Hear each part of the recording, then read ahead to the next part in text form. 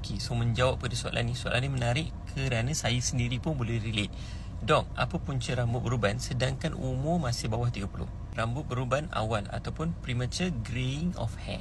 So perkara ni terjadi apabila rambut anda makin menjadi putih atau uban semakin banyak ketika usia anda antara 20-20an, maybe 25 macam tu.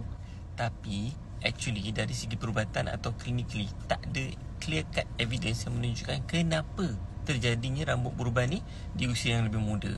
Cuma kita boleh bagi tahu beberapa faktor yang boleh menyebabkan benda ni terjadi lebih awal. Antara faktor-faktornya adalah family history. Maksudnya dalam family memang trend cepat sikit beruban. Yang tu tak boleh nak buat apalah. Nombor 2, stres. Stres sendiri boleh menyebabkan rambut ni cepat beruban.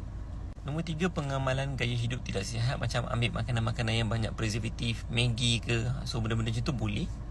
Yang ni mungkin ada orang akan kecam saya isap rokok. Ada juga yang mengatakan kalau anda selalu guna hair dryer pun boleh menyebabkan premature greying of hair. Kekurangan zat besi dalam pengambilan diet ataupun makanan harian. Tapi anda nak tahu tak, ada satu produk yang dah clinically proven yang akan bantu untuk premature greying of hair ni. Siapa nak tahu? Kalau banyak orang komen nak tahu, nanti saya akan bagi tahu untuk next video.